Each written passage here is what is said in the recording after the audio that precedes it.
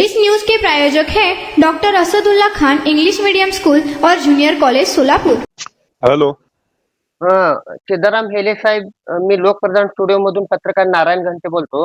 नमस्कार नारायणराव, नमस्कार. बोला.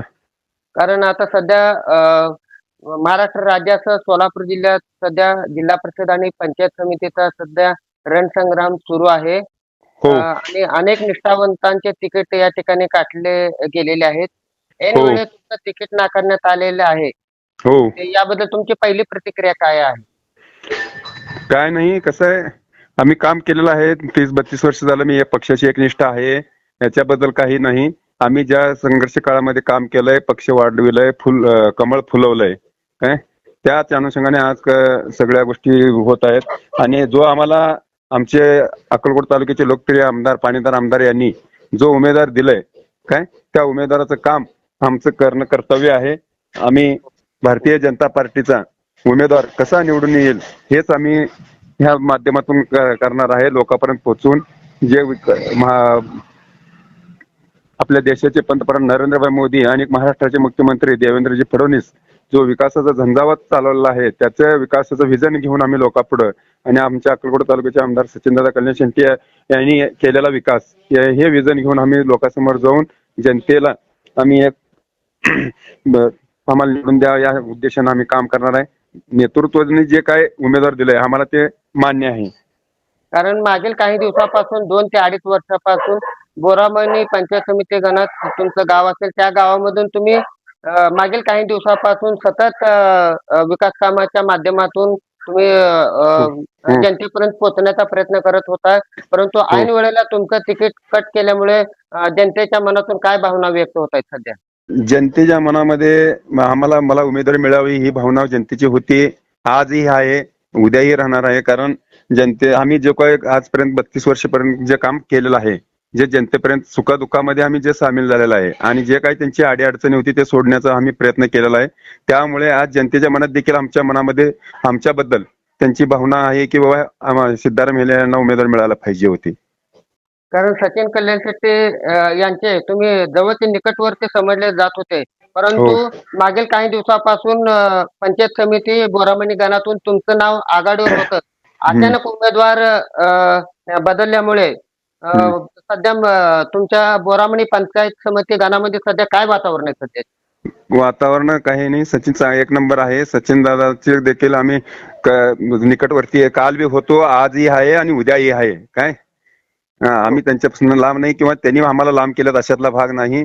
त्या जे काही कॅटेगरी असते, जे काही हे असते सर्वे, त्या सर्वेच्या अनुषंगाने त्या गोष्टी केली जातात आणि ह्याच्या अनुषंगानेच दादांनी निर्णय घेतलेला आहे आणि ते दादाचा निर्णय जो आमच्यासाठी सर्वस्व आहे. कारण तुमचं अचानक तिकीट कट केल्यामुळे अनेक राजकीय अनेक पक्षातील जे नेते मंडळी आहेत ते तुमच्या संपर्कात आल्याची प्राथमिक माहिती समोर येत आहे. तर नेमकं काय प्रकार आहे हा? हे उमेदवारी मिळो किंवा न मिळो ह्याच्या अगोदरपासूनच जे काही विरोधकाची आहेत ते माझ्या संपर्कात होते की बाबा तुम्हाला उमेदवार आम्ही देऊ, तुम्हाला उमेदवारी पक्ष नाही दिलं तर देऊ, अशा त्यांचे भय होते. पण मी एकच सांगितलं, आम्ही आजपर्यंत 32 वर्ष मी काम केलेलं आहे, पक्षामध्ये एकनिष्ठ काम केलेलं आहे.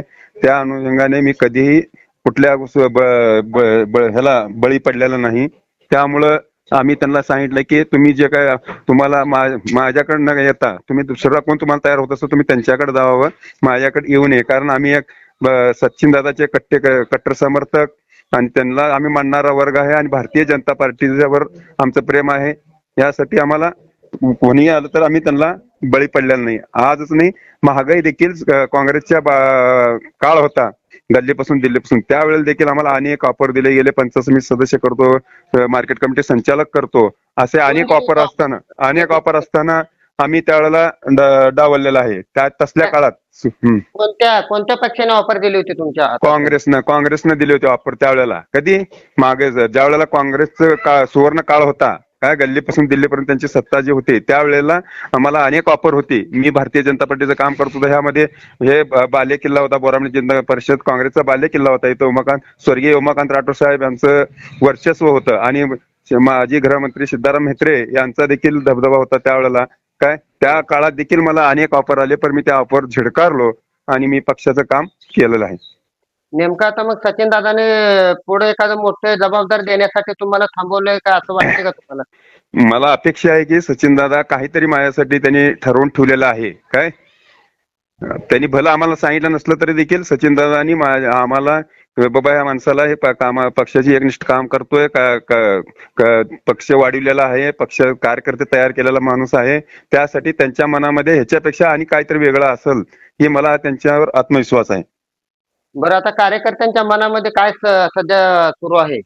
हो का, माणसाला ज्याच्या नेत्याला जर उमेदवारी नाही भेटलं तर कार्यकर्ते नाराज होणं साहजिक आहे. काय ते कार्यकर्त्याची समजूत काढणं हे माझं कर्तव्य आहे की एक पदाधिकारी म्हणून, नेता म्हणून, त्या कार्यकर्त्यांचा नेता म्हणून माझं काम आहे की त्यांची समजूत काढून त्यांना प्रवाहात आणणं परत. काय हे माझं काम आहे. आता जर पाहिलं तरी भारतीय जनता पार्टीच्या अनेक जे अचानक प्रवेश केलेल्या लोकांना तिकीट दिलेले आहेत, तर जे निष्ठावंत कार्यकर्त्यांनी किती दिवस सतरंजी आणि पक्षाचे झेंडे आणि शेले घेऊन मिरवायचं? आम्हाला कायमस्वरूपी जर सतरंज्या उचलायला सांगितलं तर आम्ही सतरंज्या उचलू, आम्हाला झेंडे लावायला तर सांगितलं तर झेंडे लावू, बॅनर लावायला सांगितलं तर बॅनर लावू, पोस्टर लावायला सांगितलं तर पोस्टर लावू. कारण आमच्या मनामध्येच कमळ आहे, आमच्या हृदयामध्येच कमळ आहे. काय त्यामुळं आम्हाला पक्ष जे काही जबाबदारी देईल, पक्षाने जे काही सांगेल त्या पक्षाबरोबर आणि आमच्या अक्कलकोट तालुक्याचे आमदार सचिन दादा जे काही आम्हाला सांगतील त्या पद्धतीने आम्ही काम करण्यास तयार आहे. कारण आमच्या मागून आलेले जर उमेदवार असतील देखील आम्हाला नेतृत्व, आमचं नेतृत्व जे आहे, जो निर्णय देईल ते आम्हाला सतरंज्या उचल म्हणतात तर आम्ही सतरंज्या देखील उचलायला तयार आहे, झेंडे लावा म्हणतात तर झेंडे लावायला तयार आहे, पोस्टर लावा म्हणतात तर पोस्टर लावायला तयार आहे. कारण ज्यांनी दिलेलं काम आम्ही कुठेही कमी पडणार नाही, एवढा मी तुम्हाला सांगू शकतो. आणि जर पाहिलं तरी अगदी बरोबर आहे तुमचं. आणि तुम्ही तर पक्षावरती तुमचं प्रेम आहे, तुम्ही पक्षाचे एकनिष्ठ आहात. परंतु कार्यकर्त्यांच्या मनामध्ये जे नेमकं जो हे चाललेलं आहे, म्हणजे चलविचलित आता कार्यकर्ते झालेले आहेत.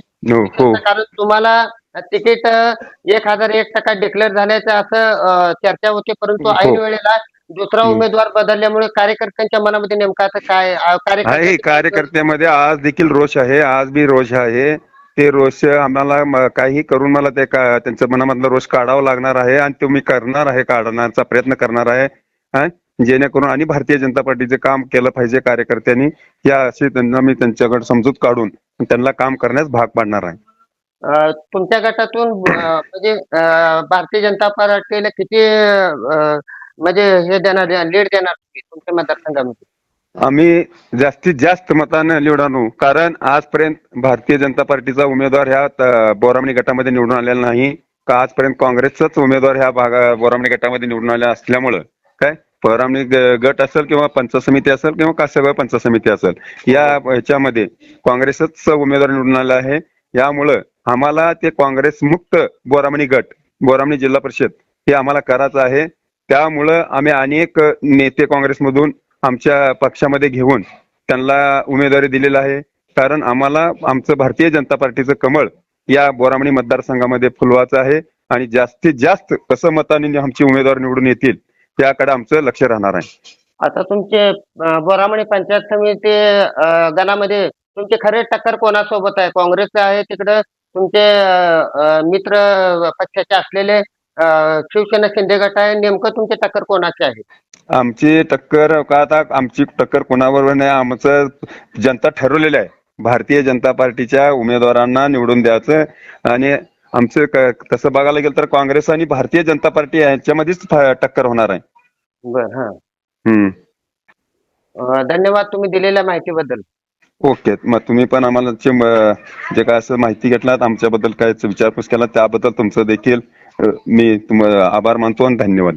स्वागत है आपका डॉक्टर असदुल्ला खान स्कूल में, जहां बच्चों को मिलता है एजुकेशन और ओवरऑल पर्सनालिटी डेवलपमेंट का परफेक्ट कॉम्बिनेशन। हमारा सीबीएसई बेस्ड करिकुलम हर बच्चे की एकेडमिक और पर्सनल ग्रोथ को ध्यान में रखते हुए डिजाइन किया गया है। डॉक्टर असदुल्ला खान स्कूल का 10 एकड़ का स्प्रॉलिंग कैंपस सोलापुर का सबसे बड़ा स्कूल कैंपस है, जो स्टूडेंट्स को बेस्ट लर्निंग और एक्स्ट्रा करिकुलर फैसिलिटीज प्रोवाइड करता है।